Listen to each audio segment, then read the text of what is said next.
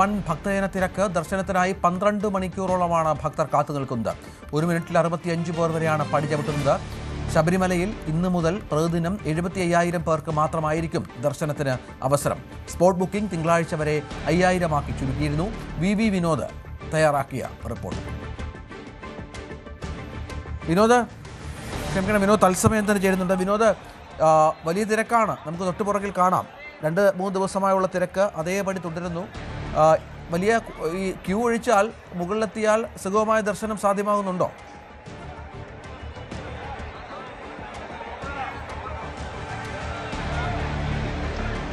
രഞ്ജിത്ത്, ഇപ്പോൾ ഉച്ചപൂജയ്ക്ക് ശേഷം നട അടച്ചിരിക്കുകയാണ്. 3 മണിക്കാണ് ഇനി നട തുറക്കുക. രഞ്ജിത്ത് സൂചിപ്പിച്ചതുപോലെ തന്നെ ഇന്നും വലിയ തിരക്കാണ് അനുഭവപ്പെട്ടത്.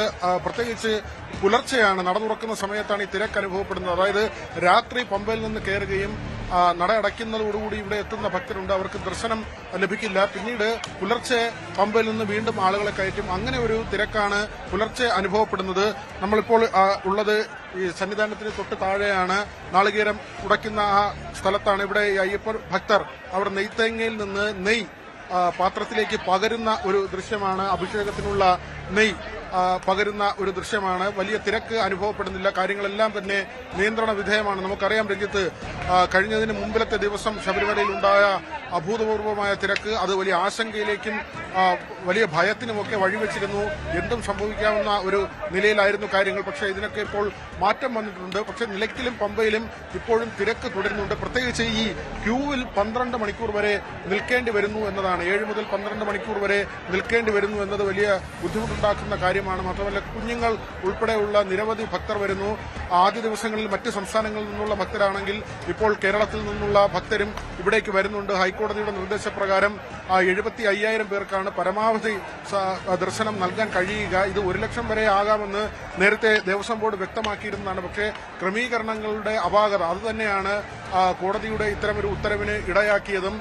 കഴിഞ്ഞ ദിവസത്തെ കണക്കുകൾ പരിശോധിച്ചാൽ ഈ ബുക്ക് ചെയ്യുന്ന ദിവസങ്ങളിൽ മാത്രമല്ല ഭക്തർ ഇവിടേക്ക് വരുന്നത്, വിർച്വൽ ക്യൂവിൽ ബുക്ക് ചെയ്ത തീയതിക്ക് മുൻപ് തന്നെ ഇവിടേക്ക് വരുന്നൊരു കാര്യമുണ്ട്. കഴിഞ്ഞ ദിവസം ഇങ്ങനെ 28,000 പേരാണ് അവരുടെ തീയതികളിലല്ലാതെ മുൻകൂട്ടി ഇവിടേക്ക് എത്തിയത്. ഇങ്ങനെ ആളുകൾ വരുമ്പോൾ അത് പ്രയാസമുണ്ടാക്കുന്നുണ്ട്. കഴിഞ്ഞ ദിവസം 16,000 സ്പോട്ട് ബുക്കിംഗ് ആണ് നടന്നത്.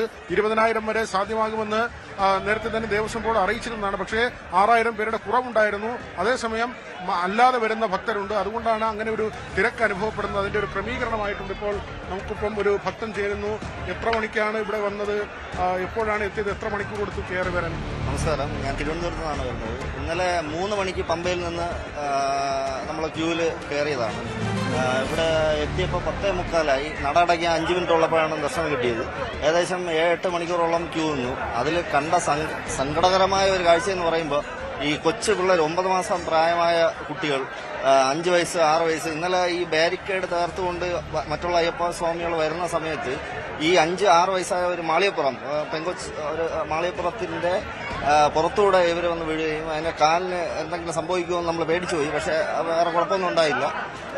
ഒരു മലയാളിയായിരുന്നു. അന്യ സംസ്ഥാനത്തു നിന്ന് വരുന്ന കുട്ടികളും അങ്ങനെ തന്നെയാണ്. അപ്പൊ ആയതുകൊണ്ട് ഈ പേരൻസിനും കുട്ടികൾക്കും വേണ്ടി മാത്രം ഒരു വഴി സ്വാമിയപ്പ റോഡ് തൊട്ടോ എന്തെങ്കിലും ഒരു ചെറുതായിട്ടൊരു ഡിവിഷൻ ഉണ്ടാക്കിയാൽ ഇപ്പോഴുള്ള പാതയോട് ചേർന്ന് തന്നെ പ്രത്യേകിച്ചൊരു വഴി. അതെ, പ്രത്യേകം കുട്ടികൾക്ക് അതായത് കണ്ടപ്പോ കഷ്ടം തോന്നി. അനുഭവിക്കുക 18-ാം പടിയുടെ ഫ്രണ്ടിൽ തന്നെ കുട്ടികളെയും കൊണ്ട് കയറുന്ന വളരെ ബുദ്ധിമുട്ടിയാണ് കയറുന്നത്. അതായത് പമ്പ മുതൽ സന്നിധാനം വരെ അങ്ങനെ ഒരു പ്രത്യേക വഴി വേണമെന്നുള്ളതാണ്. അങ്ങനെ ഉണ്ടായാൽ വളരെ നന്നായിരിക്കുമെന്നാണ് തോന്നുന്നത്.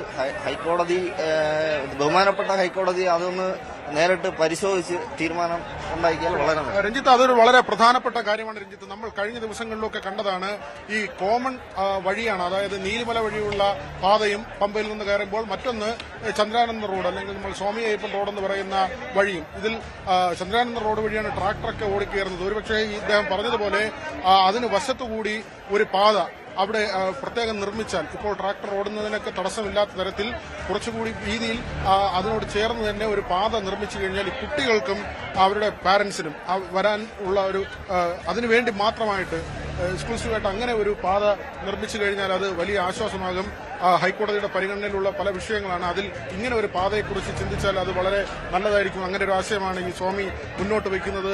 ഏതായിരുന്നാലും ഇന്നിപ്പോൾ തിരക്ക് നിയന്ത്രണ വിധേയമാണ്. ഏതെങ്കിലും തരത്തിലുള്ള ബുദ്ധിമുട്ടുകൾ അയ്യപ്പ ഭക്തർക്ക് അനുഭവപ്പെടുന്നില്ല. ഇവർ കയറി വരുന്ന വഴിയിൽ ശുദ്ധജലവും ബിസ്ക്കറ്റും ഒക്കെ തന്നെ മറ്റ് ലഘുഭക്ഷണവും ഒക്കെ തന്നെ വിതരണം ചെയ്യുന്നു. 500ഓളം പോലീസുകാരെ അധികമായി ഇപ്പോൾ വിന്യസിച്ചിട്ടുണ്ട്. NDRFന്റെ 2 ടീമുകളും എത്തി. കഴിഞ്ഞ ദിവസം ആദ്യം 35 അംഗ ടീം തൃശ്ശൂരിൽ നിന്നും ഇന്ന് പുലർച്ചെയോടുകൂടി ചെന്നൈയിൽ നിന്നുള്ള മറ്റൊരു സംഘവും എത്തി. 40 പേരടങ്ങുന്ന ഒരു സംഘമാണ്. ഇവിടെ നെയ്യഭിഷേകം ഉൾപ്പെടെയുള്ള കാര്യങ്ങൾ സുഗമമായി നടക്കുന്നു. ദർശനം നന്നായി നടക്കുന്നുണ്ട്. പലരും പറയുന്ന ബുദ്ധിമുട്ട് നിലയ്ക്കൽ നിന്ന് പമ്പ വരെയുള്ള ദൂരം, അതിനുശേഷം പമ്പയിൽ തങ്ങേണ്ടി വരുന്ന ഒരു സാഹചര്യം, അത് ഒരുപക്ഷെ സന്നിധാനത്ത് തിരക്ക് കുറയ്ക്കുന്നതിന് വേണ്ടിയുള്ള ഒരു ക്രമീകരണമാണ്.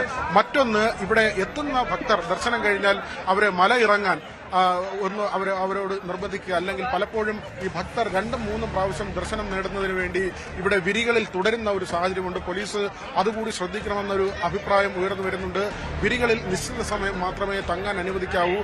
ദർശനം കഴിഞ്ഞ് നെയ്യഭിഷേകം കഴിഞ്ഞ് ഇവിടെയുള്ള പ്രാർത്ഥനാ ചടങ്ങുകളെല്ലാം കഴിഞ്ഞാൽ എത്രയും പെട്ടെന്ന് അയ്യപ്പ ഭക്തരെ മലയിറങ്ങാനുള്ള ഒരു സ്ഥിതിയിലേക്ക് എത്തിക്കുക എന്നതാണ്. അങ്ങനെയെങ്കിൽ കൂടുതൽ ആളുകൾക്ക് മുകളിലേക്ക് വരാൻ കഴിയും. ഇവിടെ കൂടുതൽ ആളുകൾ തങ്ങുന്നത് ഒഴിവാക്കാൻ കഴിയും. ശരി, വി വിനോദാണ് അവിടെ സന്നിധാനത്ത് നിന്ന് വിവരങ്ങൾ പങ്കുവെക്കുന്നത്. വലിയ ഭക്തജന തിരക്കാണ് സന്നിധാനത്ത്.